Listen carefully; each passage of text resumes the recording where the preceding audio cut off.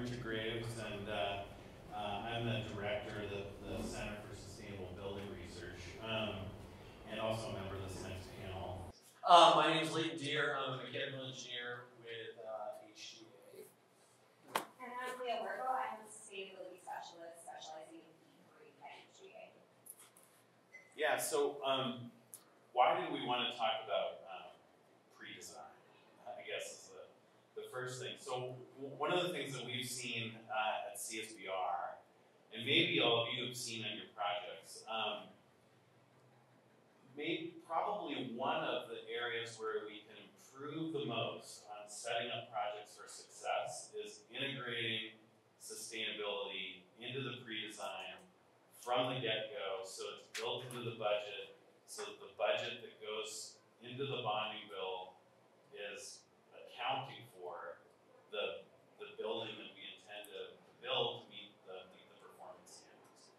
And I would say almost every project that we see at CSBR, when we first come in contact with it, one of our first, hopefully it's an aha moment, sometimes there are other words to describe it. It's, here's the project, here's the budget, expletive, expletive, expletive.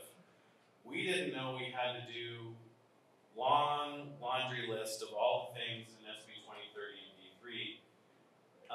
And I would say it's even worse than that many times. The budget hasn't really even factored in the cost of construction inflation. The budget sometimes even really hasn't factored in public bidding of the project, the fact that you need an architect for the project. The list goes on and on and on and on. We could do a better job with pre-designs.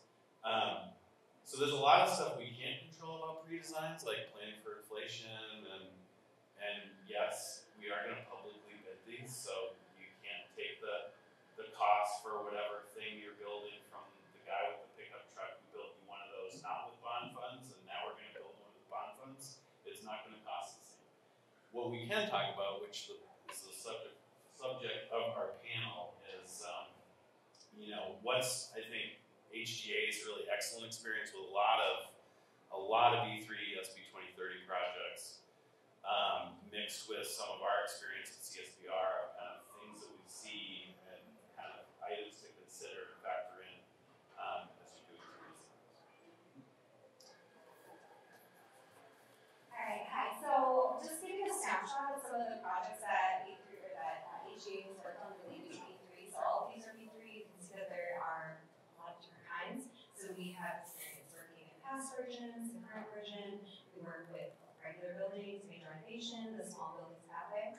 And so as we're going through exams today, data information, this is the resources that we'll be pulling from.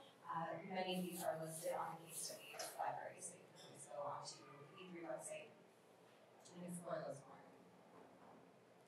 So something that we have found at HGA to be a key to success is really integrating E3 during the proposal. So sometimes it doesn't get talked about afterwards, but we have found that when we are presenting the timeline, the schedule, when we're going to be rolling out different parts of the project, if you put E3 right in front, it's a nice reminder not just for team members, but also for the owner and representatives to see exactly where it's going to fold in. Not just at the beginning, but also that there's going to be components at the end during occupancy. So early, often, and throughout.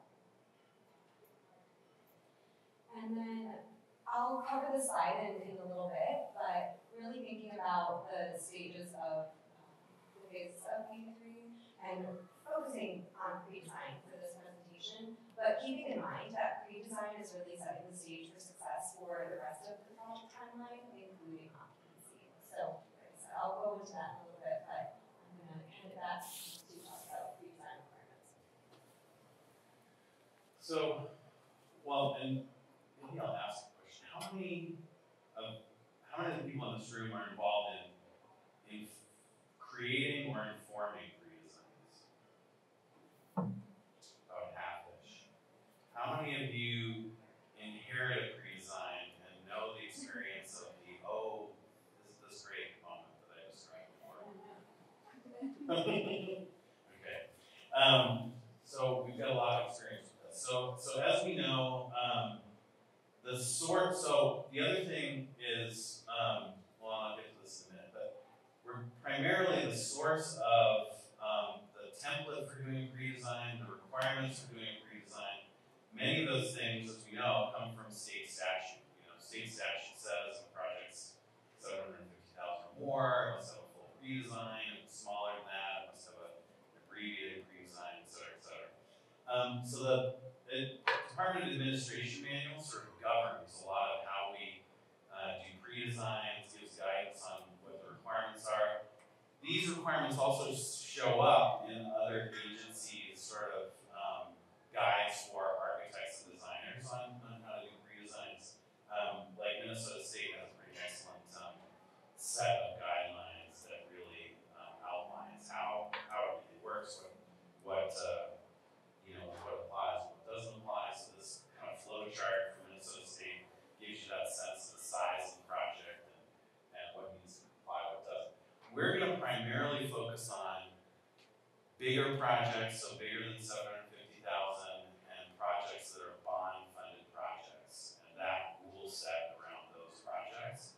But just sort of word of warning or advisement is that some subset of these apply to other types of projects that might not receive bond funds and might be doing abbreviated small project pre-designs. In fact, I worry about the small projects because it's even a worse scenario there where you do an abbreviated pre-design and then have limited ability to factor some of these things in, and then there's a project that we don't see. And maybe I'll go quickly through some of this. A lot of work so the most current admin versions, 2019, the version before that, I think, was, correct me if I'm wrong, 2005-ish or something, was there a version between? Anyway, the 2019 version, the good thing about that is it has we helped do some edits to that version, putting references in there, factor in V3, think about the cost of your mechanical system when trying to comply with SB2030. It's probably not what you would have factored in. So they're the seeds of things to think about in the new handbook for pre-design. So there's a lot of, it's not only V3, it's also there's state statutes around solar energy and how that's incorporated into the state project. So definitely read the requirements and think about how those lay out. There we go. Yeah, anyway. Complicated charts. They're state projects. Lots of complicated charts, lots of complicated rules. I won't get into those. We'll keep going. We'll hit some of the smaller details. Alright, so getting back to this slide, so again, we're going to talk about pre-design. But just going through, why are we doing this? And so if you worked with V3 before, you'll know that, setting the yard or basis of design, commissioning is really important to ensure that your project is going to be designed to meet V3 that is being implemented during construction, and then even after construction during occupancy that you're on track for V3 compliance. So these should look very familiar. These are the current guidelines for V3. And so something that we do at HDA that we found really successful is from the outside, you're identifying, okay, what type of project is this? Is it major renovation? Is it small buildings? Are there nuances that we need to consider? What are the cost implications, which is going to be the bulk of this presentation, right? We're going to be talking about some of those factors that you want to consider when you're looking through these different guidelines. Is it major renovation? Is it a new building? And then what might need to happen within each of these. So keys to success, these are, again, just takeaways. If you have others, I'd love to hear them. So as I mentioned, I was hired to be the V3 person. I work on other projects as well, but these are keys to success that I found, but I'm always willing to learn from others. So if you have any thoughts or feedback, let me know. So the first is identifying your sustainability lead. So if you are like HGA and you have someone like me that you can pull into your team, it's really beneficial to have one person whose their job is to coordinate everything V3 related, right? So we're setting meetings, we're making sure all the guidelines are being complied with, making sure that those little pieces are not getting missed, QCing, and making sure that it's getting going to submission to CSBR, there's any sort of feedback, and we're grading that in, and then it's iterative, right? So we're going through the entire timeline. It's really hard to do this, and we have project architect, and we have mechanical engineer, so it's really helpful to have it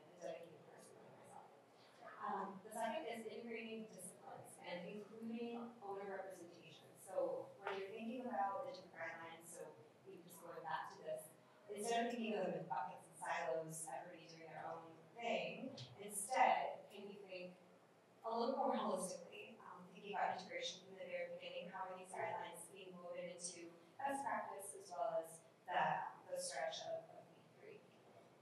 And again, the owner representation is really important, so you're not throwing any curveballs or surprises, especially when it comes to cost. Collaborating and educating, so in a previous role I worked in higher education, so that's always the path that I wear when I walk into a room with architects and engineers is how are we educating each other, how are we learning? I can always learn from them, they can always learn from me, vice versa. And how are we seeing this as a collaborative process instead of me handing them a checklist, a to-do list, which no one wants, and seeing it as an opportunity to really highlight green building sustainability as best practice and also just the way of the future. The next is communicating with CSBR and CEE. These are your friends. These are the people who are going to tell you what you need to do. They might give some really good ideas when you meet with them at the beginning about how you can meet that 80% or more energy reduction goal or others. So identifying early right in redesign, whether you think a meeting is going to be really helpful, is good. So you get their calendar. And then celebrate success. V3 isn't always easy, and I found it goes a long way if you can celebrate the wins of the project. So all of these things are things you can do pre-design or even earlier. And from that, we determined some lessons learned, and if you have any others, I'd love to hear them. But first lesson learned that we found with successful projects is determining or finalizing, if possible, what that type of building is. Sometimes you don't know, right? You have a campus, and there might be a new addition and maybe renovation. We don't really know yet. The owner might not know yet. The owner might not know until they have their budget. So just factoring in a little bit of wiggle room, but if you have a good idea, you can identify which of those guidelines might need to be followed.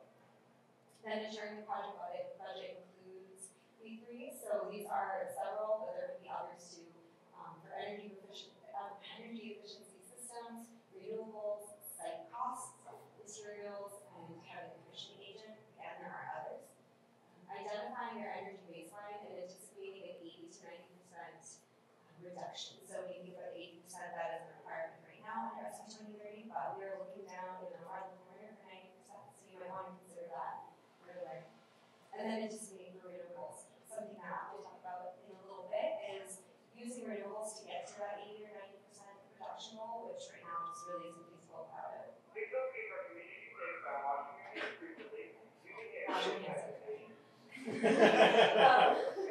And then site evaluation. So this is another one where if you don't know what the soil is, if you don't know what stormwater management is that we need, getting out to the site early for ground reasons is really important. But like I said, we're going to be talking a lot about the budget today.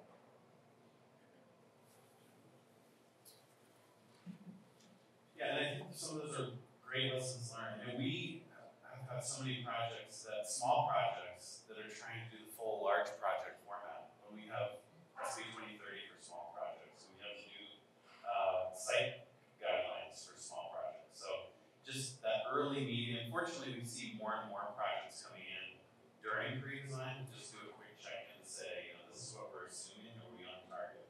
It's really a great idea to make sure you don't get way down the road budgeting for and designing for really the wrong scope of work when it comes to SB2030 or V3, and to be vastly simpler, especially for the small projects.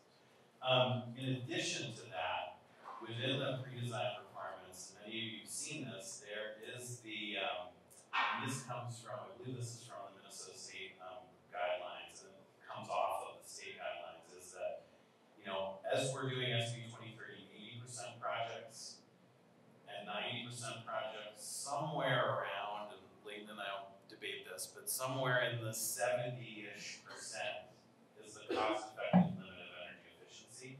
So even with the 80s, you're crossing over that into the zone of some amount of renewables being planned for to comply with SB2030. And even more when we talk 90% SB2030 projects. So a significant amount of renewable energy potentially will get deployed on projects, and you need to do a cost effectiveness calculation. Unfortunately, the guidance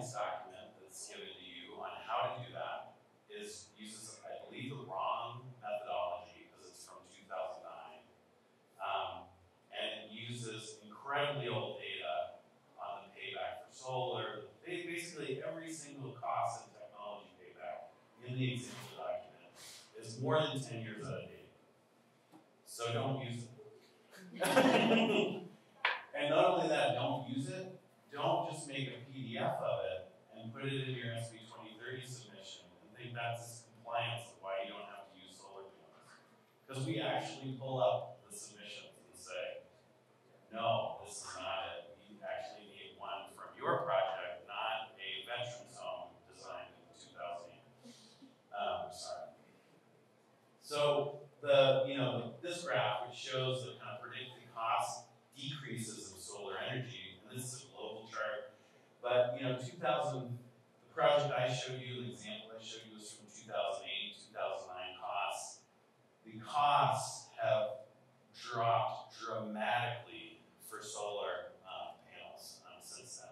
They're much more, much less expensive, and they're much more efficient. So for the same panel, they're much cheaper and generating much more energy.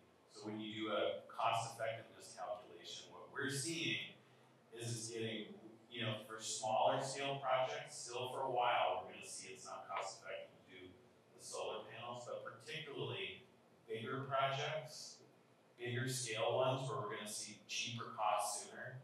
You're right at that tipping point right now in current costs of being over the threshold and being mandated to do solar on your project. There was also the potential for some projects you might decide what's the most cost-effective point to do energy efficiency to starting to produce energy with solar, and so you might make a choice on a project to add a little bit of solar or not. But all that is going to be the cost of some solar. Probably should be integrated into most redesigns at this point, and in particular larger projects.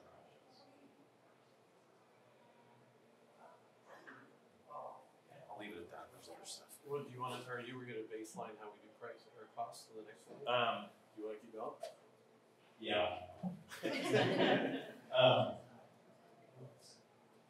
Well, one thing I was going to say, while I wait for the slide, just to be completely transparent, one challenge we're going to have with the SB2030 90% projects is we're going to have the cost of solar coming down, more aggressive target, therefore more solar to be required on projects. But there's another challenge we're going to have.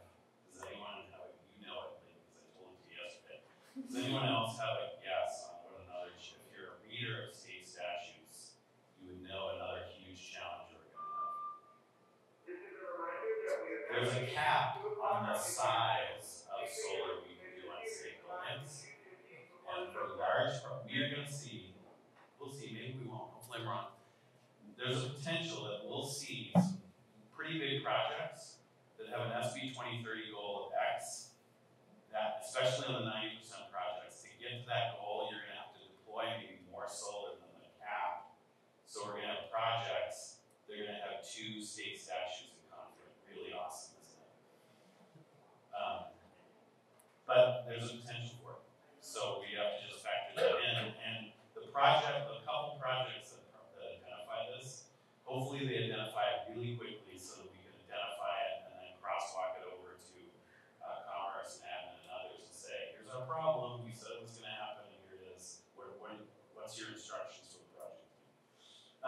But anyway, so back to sort of creating cost estimates. And this is sort of for those, how many architects are it's an engineer heavy, few architects. So back to architecture school, when we read this problem seeking book from the 50s and the 60s, maybe we even had it in our professional practice course.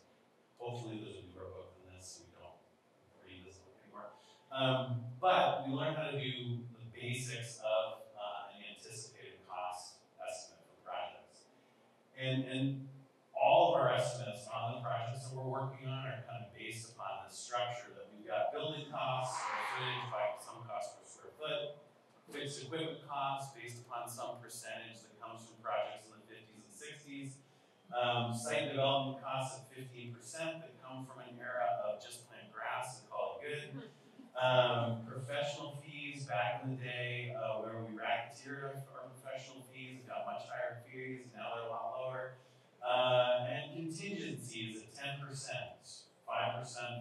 stuff that changes, and maybe 5% for construction inflation. But the items I've highlighted, every single one of these line items are affected by doing projects in 2022 and beyond, and projects that need high performance. Our cost per square foot, you can't just pull something from means, you can't just pull something from an old project, because the cost per square foot of that was based upon the systems that were in that project, and the systems that are in the project in the future are not the same. So the cost per square foot is more. The square footage is even potentially different, because the project you're picking as a template may have had a different, say it's a multi-family building with magic packs, it has closets for all that stuff. If you're doing a heat pump based system, you don't need all those closets, so maybe it's a slightly small, so there might be some slight space changes because of the different systems that should be factored in. If it's on the outside, maybe you forget about that. It's another contingency you're putting someplace. Fixed equipment, I just talked about solar. We're probably going to have more solar on buildings. That's additional fixed equipment. Maybe we have batteries, maybe we have other things. You know, the equipment costs might be more than the project. Site development costs, we're going to have sites that have constructed wetlands, more stormwater retention. They might have habitat things going on, and site costs are going to be more than just plain grass and call it a day. Professional fees, there'll be whatever the fee is for public projects, but there'll be some amount of fees for doing the V3 process and other things. And then contingencies, we'll talk more about this. It's really important with rapidly changing prices, rapidly changing construction inflation, switching to new systems, etc. Like every single one of these bullet points I tick off here screams contingency, other contingency, other contingency, because things are changing. Don't forget about those. And again, think about what your baseline is. If you're inheriting a cost per square foot from someone because they say this is what it is, really dig into the details of where did that number come from, how old is it, is it inflated to today, what are the baseline systems for structure, for mechanical, for electrical systems, does it have an electrical system that is solar ready? Do you have conduits and places for batteries and places for solar panels and all that stuff? Probably not in your baseline system. So really dig into the baselines and the things underlying it and making sure it's upgraded to be used in your pre-design. Okay. Hold it up. It's okay. So, first off, I love our presentation. It's like the shotgun approach to expertise right now of just trying to prep for this. It's like, what's the knowledge in the room? And I see so many amazing, intelligent people who've been really super successful with B3, and I'm sure there's also some folks who are just getting to know it, which is why the broad range of all of our kind of a approach here. I love Richard's passion of I want it all to be successful, and just trying to help through all that process. And so that's something, HGA, we're about to share some very detailed information. We want to help. I think a lot of folks have recognized this, our company, we also recognize the other companies and the professionals around here as well. We're just sharing some information here to help. And so now as an engineer, I'm just all about data. Let's do some data. But data's can be manipulated. I think we all kind of recognize some of those challenges. So I'm going to share some HGA data that reflects clients' information in the way that we have processed it for our own metrics. This is someone else's cost data and their building project type that we've simplified into a bite-sized chunk that we use. And we're going to expose you all to this. So, as you can tell, being an engineer, we're caveating the snot out of this statement. So I'm about to share cost data, project data. There's going to be some project names on the left. There's going to be along the bottom right axis. Those are dollars per square foot for specific costs, okay? If I see a phone show up, okay, do not do this, please.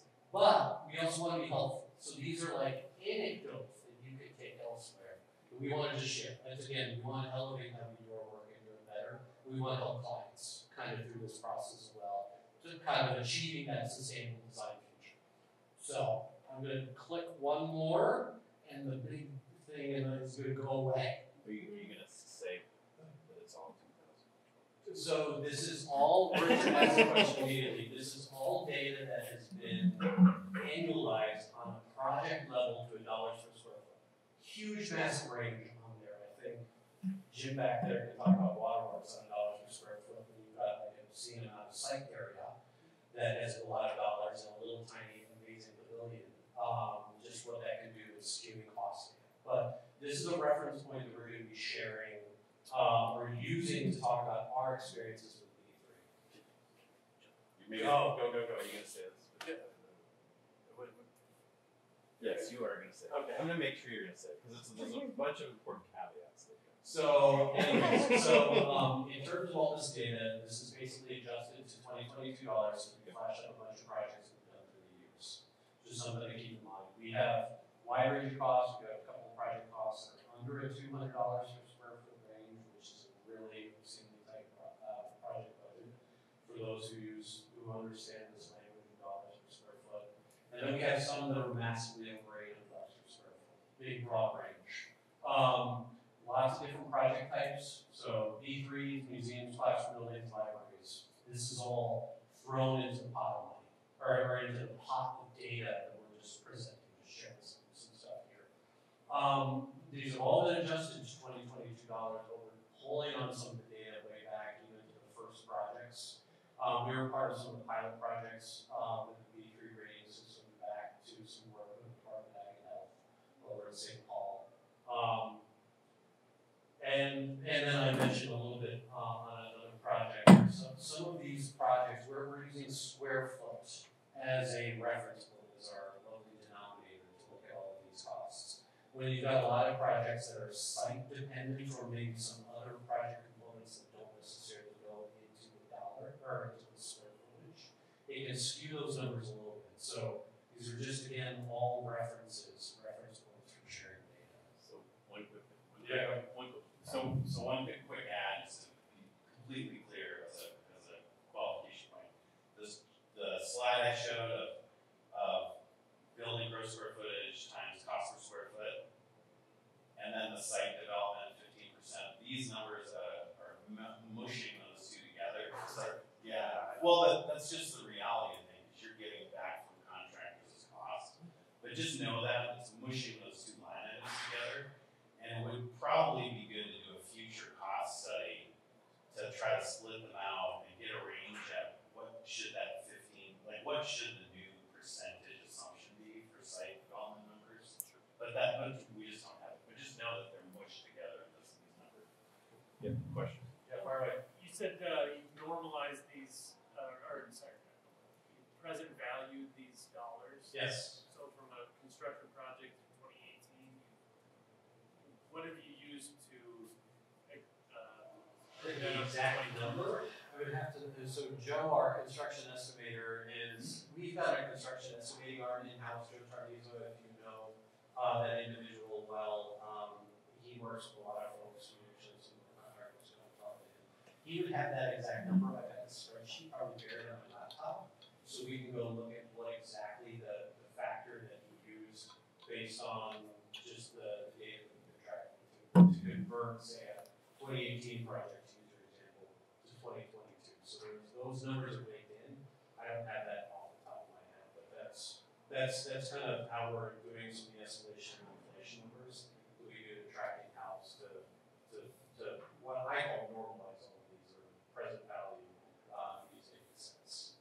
Again, it's a really good point. It's a bit of a fluffy math, and right now when these passed from winter of 2020 to today, that factor has just bounced down and then shot back up all over again, and now we're all wondering, is it coming back down again? Is it flatline?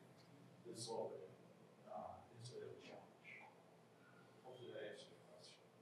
So you've somehow accounted for the escalation in construction. Absolutely. Yeah. Okay. Then, so cool, we showed you how much project costs.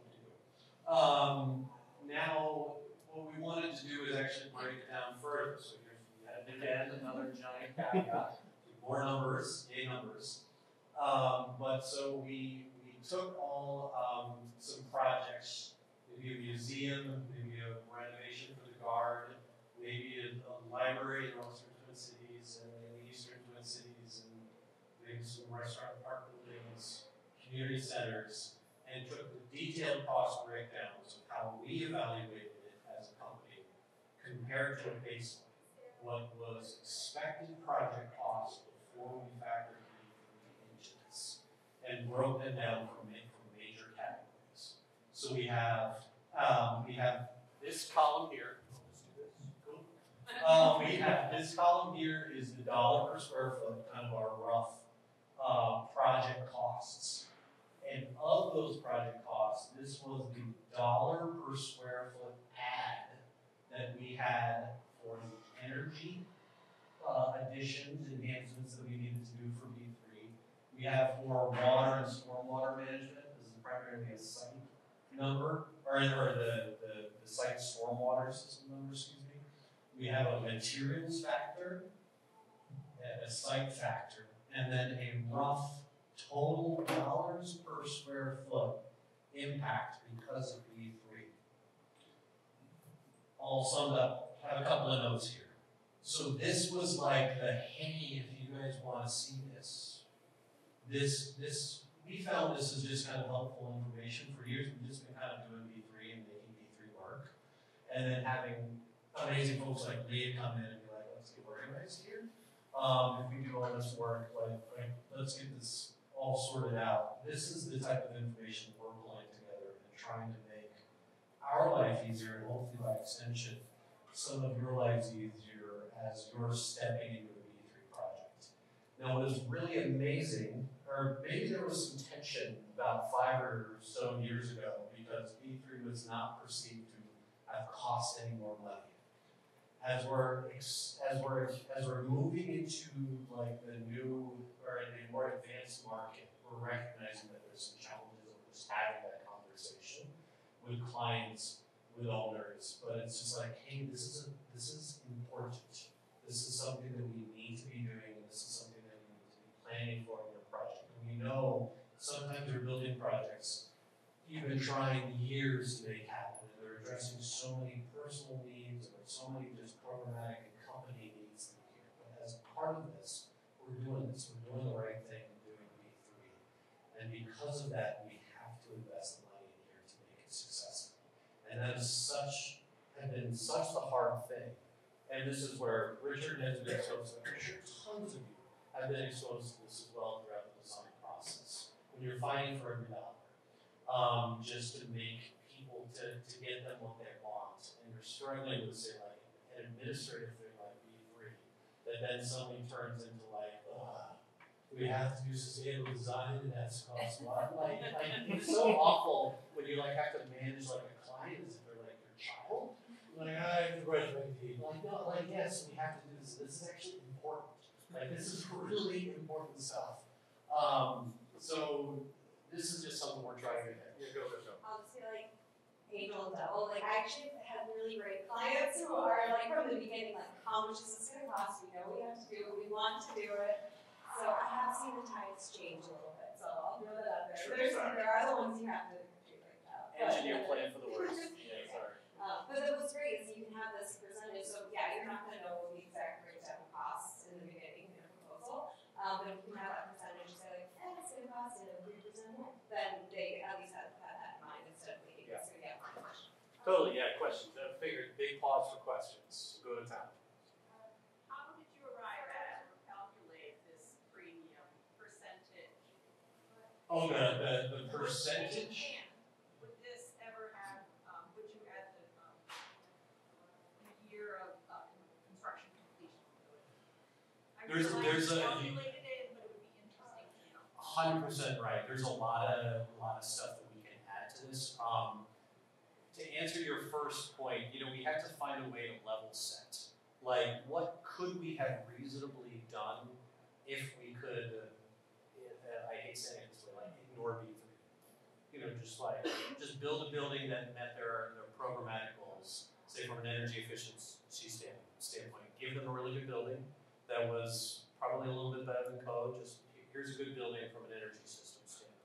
But oh wait, we gotta do B3, we need to be X percentage, anywhere between probably 40 and 70% better than code, which is what most of this data is representing. If we're gonna do that, we need to invest more in geothermal, heat recovery chillers, high efficiency lighting systems, additional layers of insulation and glazing, improved glazing. We need to really truly do this. And so you thought we were just gonna do X, but in fact we're now doing Y with each of these other components, and then a cost difference between those. Sir.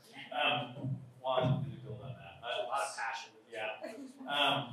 So I think we have to study it more, but I think one of the things I see from these numbers is the SB2030 60% better projects.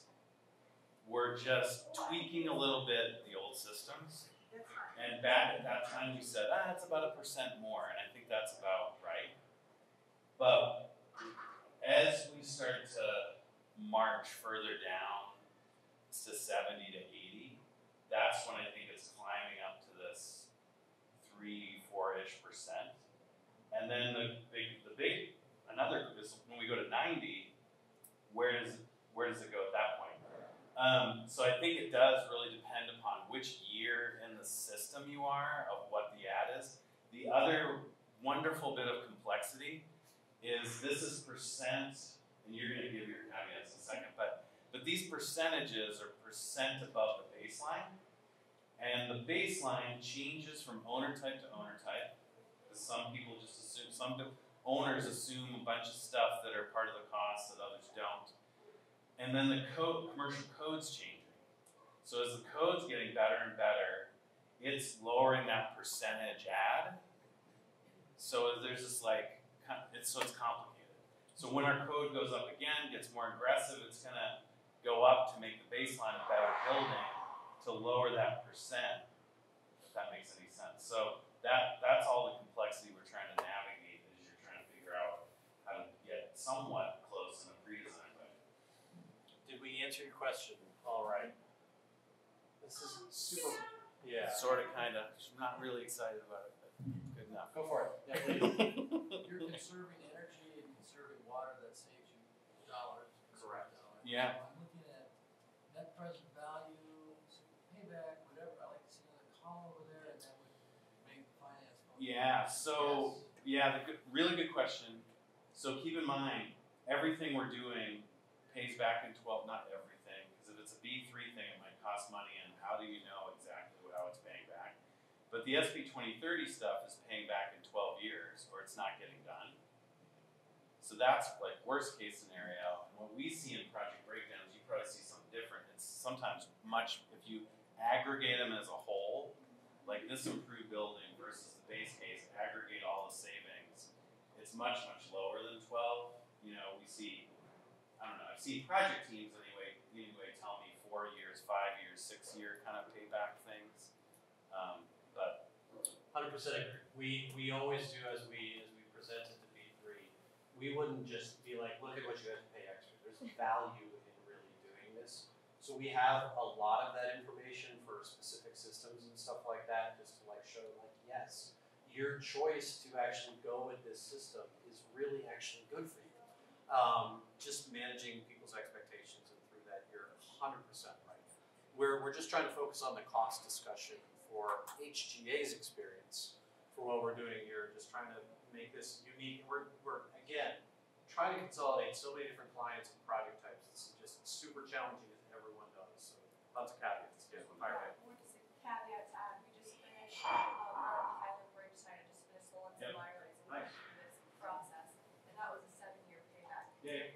for all of the increased ads that we had. Nice. We were under that 12-year mark. for a super complicated project.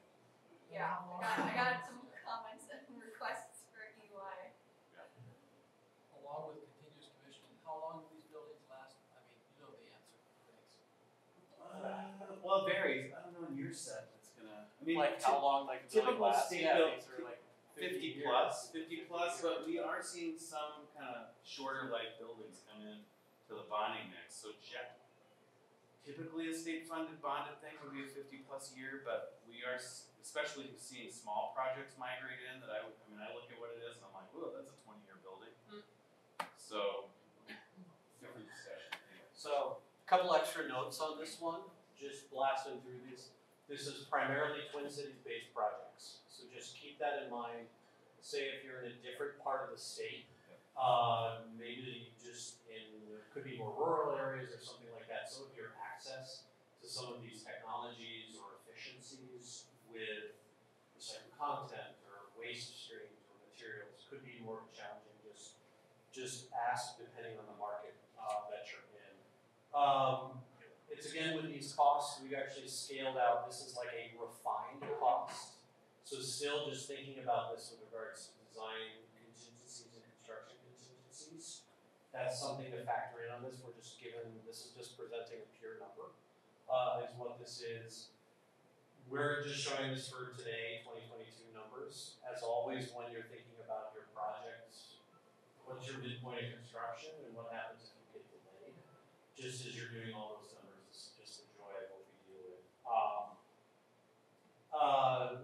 Integrated cost models is really important. We do this, we've kind of accepted it a bit in our firm because we're an integrated firm. It's kind of one of those things where it's like, say for example, as a mechanical engineer, it's like, let's get the right wall system. Let's get a really good glazing system, really right wall, and then fin tube goes away. And that fin tube actually going away helps pay for that wall. And then that life cycle cost savings gets improved, and everyone's like, yeah, I didn't have to buy that thing because I got the really good wall. Like, let's do that. So all of our models in here is an integrated cost model. Sometimes if you're just dealing with broken apart team members and who controls what bucket of money and how they're operating, it can be a little more challenging to get to some of this consolidated cost savings. You'll eventually get there at the end of the project, but it can be hard to just make sure you've got really smart people who know the impacts of all of these choices on everybody else and make sure you're capturing those savings elsewhere, depending on who's doing the cost model. So yeah, other extra caveats in there. This is hard, to say the least. Yeah, we've got 10-ish minutes, so maybe we'll abbreviate some of this last stuff, but yeah, let's go back. Yeah, I just want to get to this one, so I just want to like the quick Yes, summary. So I'm going to make a statement from my company, which is stupid for me to do this, but Record this. yeah, this is the part we're recording. It's really just if you're having a V3 project, if you need a quick summary, if you're day one, if you're thinking pre-design, if you're talking about a project, thinking about its funding, and you really want to help a client through there, and you want to do this for the good of the overall project, you need to talk about cost and that cost impact. And so what we would be recommending is right now and into the future, really be thinking about a 3 to 5% construction or cost, an additional bucket of money wherever you're starting with. If you haven't factored in B3 already, make sure you add 3 to 5 on top of that to account for B3. If you do that and get everyone on board with that, it helps manage those expectations and kind of sorts all your things around. Our data was showing roughly around 3%. We're again going to give ourselves just a little bit extra. Some of this is our question about renewables. Right now, as they're growing, as we're pushing, or the need for them is growing in order to hit our 80-90% targets, and we're having to squeeze every single extra percentage out of it. We have to push a little bit harder in things like energy and some of those other components. And there, the construction volatility is interesting as well. So, and that 3 to 5%, we think covers these type of major items in here. It's not a design fee. There was some discussion about whether or not like a commissioning authority should be counted in this budget or not. Because we're kind of talking this is like construction dollars, like really like commissioning is almost like a design thing. But anyways, these are just things to help manage pre-design data. It's like the worst thing in the world when like owner sets a budget. They're in pre-design or they suddenly go for B3 funding and they only ask for so much money and they forgot that because they asked for B3, actually they had to stretch their budget a little bit higher and they didn't ask enough in the bonding request to get the money to also pay for their systems increase that they just accidentally signed up for. So that's, yeah, it's again, we're just trying to, we want sustainability, we want high performance buildings to be successful. We don't want this to feel like, it's again, you have to, you know, eat your vegetables and all that stuff. Do this, so it's managing climate change. So couple other points, and then we're just open up to questions. So, no, leave it on here. Okay. This conversation started with, I called Leighton and I said, we need to do a thing on pre-design, budgeting for it. And we actually had two different methodologies. I said, we should just go through and we should go system by system by system by system, have numbers for all, and we did that. Why would you do that? I've already done it on a sheet and I know that there's a contingency for it. But I think there's truth in either direction. You gotta do both. Like if you don't have the time and you just need a perfect contingency for it, use the 3 to 5% thing. However, you should, as much as you can, again, challenge your baseline, take 3 systems, and know that there's more for, there should be more for mechanical, more for this, more for that, and start to migrate that cost per square foot number up. The other thing I'll say is, they, in their recommendations, they sort of hit the highlights of these are the big things that usually cost more. But the other thing I'll say, after looking at lots of different projects, is I would go through the whole B3 guideline list. Sorry, keep talking. Yeah, I would go through the whole B3 guideline list and look for your project, because sometimes one particular guideline, because of your project type, because of your site, because of your owner type maybe, because of the specifics of your project, for most projects it's not going to cost anymore, but you just happen to hit the hot spot where that thing, we developed the small project guidelines for sites because of one project in Minnesota that came to us and said, wait a minute, we got a big problem with our site, complying with the site guidelines, and we looked at it and we were like, oh wow, you do have a big problem with meeting site guidelines. Small building, small site, like campus site, where a lot of the site requirements were predetermined on. And that was a case where if they hadn't come and met with us, their site costs would have been really high. And because of meeting and kind of working it through, we could not only work a workable solution for them, but learn enough to go, wow, we need small project guidance for sites, not just energy. So anyway, long-winded way to say, use a contingency, but also look at specific systems and think about how they're different, what's the additional cost, and between the two somewhere you'll get a better result for pre-design. And then lastly, you guys can build on this, definitely start planning for solar. And then think about your owner type for solar. If you're a state agency building, they are going to procure solar and want to own that as an asset, probably different than maybe a non-state agency.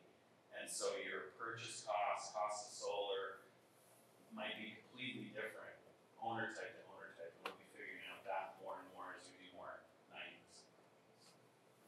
I'm just looking at you, Leah, just because like the contacting B3 folks and just kind of like B3 is great in terms of having real. They are trying to do their best here. Sometimes you'll see teams who get scared to like contact B3 for some strange reason.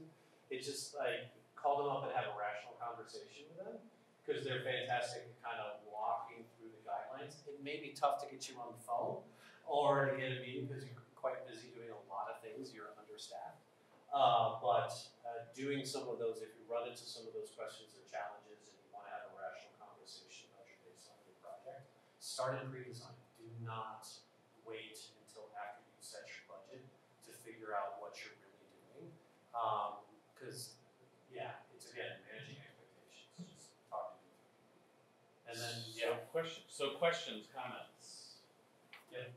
Any advice for projects that need to pursue B3 but don't have any guidance for setting their energy use intensity? Like a grocery store or any of those new projects that aren't a small office or multifamily.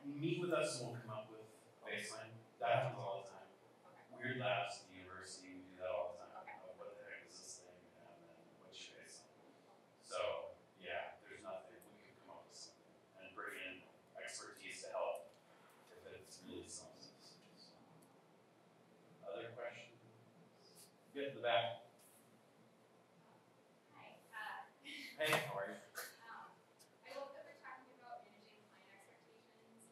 Is there a way that we as an industry can help do that for an even earlier phase? Because a lot of times my experience was these owners who went for bonding money and whoever they're talking to at the state, they didn't have an informed conversation about what does this really mean for my construction budget, my soft costs, or they wouldn't realize the importance of actually, even after the architect had been hired, oh, by the way, we didn't tell you during the proposal, we're going to do free.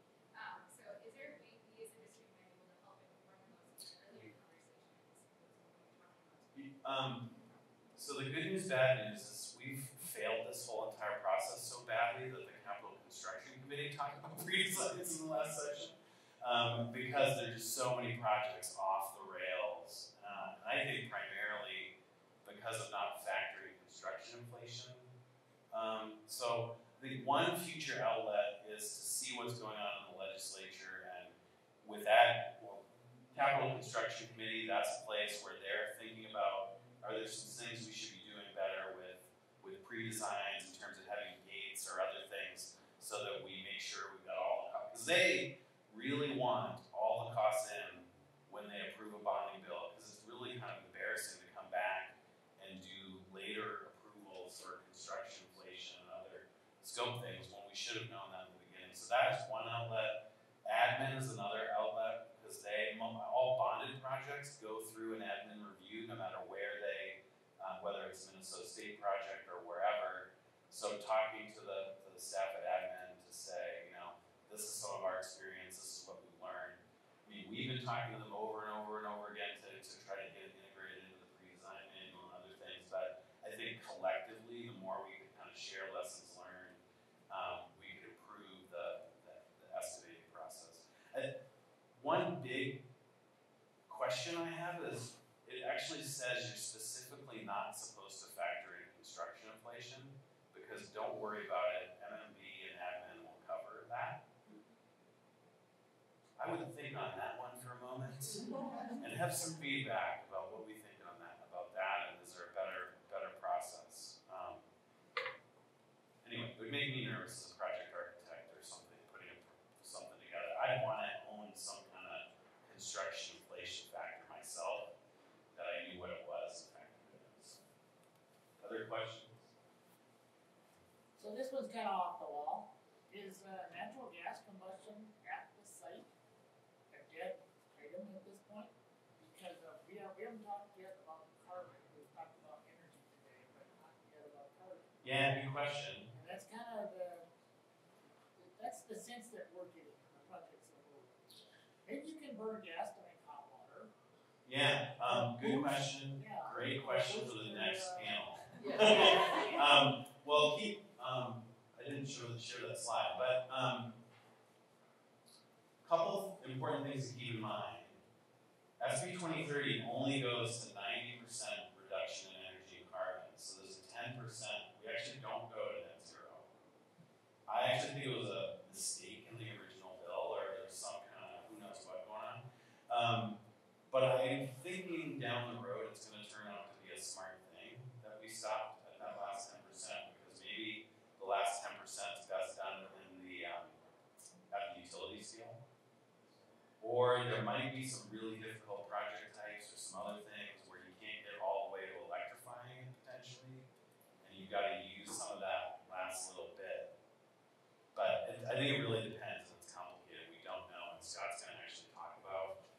That's why we really like this next panel, is that you hear more and more that just electrify everything, it's all really easy, and we all just went to a conference in California in August, and everyone at the conference is like, just electrify everything, and we're like, it's really hard, and they call us the dirty Midwest, and which is a little disturbing.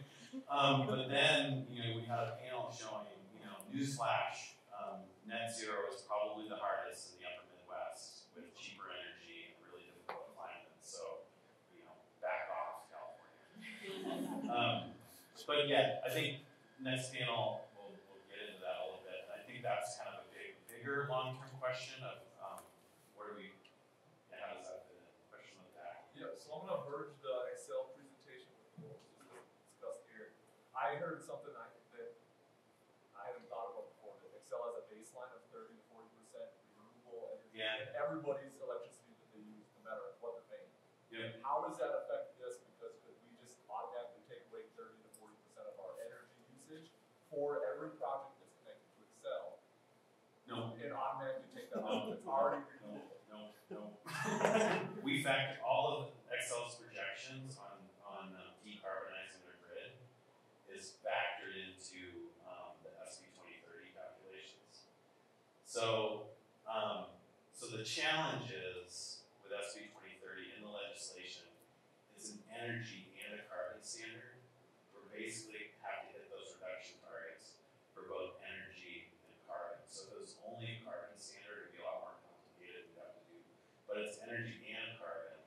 So we have to get those energy reductions, even though part of the decarbonization is going on in their grid. The good thing about being in the Excel grid is because of the decarbonization, if you hit the energy reduction targets, we think in all cases you hit the carbon targets, but we factor it. Part of it was thinking if you have to be net zero energy on site, is it more effective and more cost efficient for Excel energy to do more of it versus having more of it on site? Well, and I think that's down the road. That's a really good question of what's the whole system energy scale efficient place to flip from building scale to grid scale. And that's why I think the SB2030 stopping at 90, not going all the way, was maybe an accident, maybe politics, but kind of smart because we know it's not all the way most cost effective at the building scale to go to net zero. Somewhere it makes sense to interplay with the grid. Park 10% for now as our contingency, speaking of contingencies, but maybe down the road as we do the 90s, we might find we might fine tune that. I can see this discussion. Yeah. Maybe 3 questions around 179D. Do you see CSBR as a resource? No, numbers. What does that mean? Translate that for me. An acronym and. Oh, sorry, the Inflation Reduction Act, the Energy Commission, commercial buildings, tax section, deductions for state projects, assignable potentially to design teams. So yes, you're not that aware of it, you probably don't see yourself as a resource for it. But then my other question would be, would you expect to see that in the cost effectiveness at some point? Are you going to ask us to show that? Oh, man, yes. That's a really good question because right now, because of all the rules coming at us, we can't factor in incentives, tax savings, all this other stuff that's sort of wrapped around the actual cost. We have to exclude those and do the counts. So what's the right way to do this? Because what happens is it makes the actual cost effectiveness we're calculating not as good, and therefore we're not deploying whatever that thing is as quickly as maybe the rest of the market. And is that the smart thing to be doing? I don't know, but no. I mean, we probably would be excluding a lot of this stuff, much like we're doing a lot of the other solar incentives, because those are the rules now. I don't know necessarily that's the best way to be doing it. As well as recalculating cost effectiveness in the context of, the ECO Act and factoring in now we have fuel switching and all this other stuff, but somehow we're going to have to re-look at the 12-year payback cost effectiveness thing and figure out, okay, in this new environment, what should that be? And yeah, the other thing I'll add is I know HGAs, we're trying to evaluate what are the incentives that we can, bundle and maybe even provide to as a service, for HGA. So we go to a client and say, we don't know how we're going to pay for this. It's like, okay, let's explore some of these incentives. Some of those covered by Excel, maybe something coming out of this. So yeah, that's something. And some people, I think they're, building and playing in the air. So. Okay, other questions? Great, I think it's a good start to talking through, I think, one of the most important phases of projects to make them successful, and the more we can, and I know it's hard too, because you're giving owners kind of they're getting a, cold shower and pre-design. I thought I could build something for, $20 a foot, and guess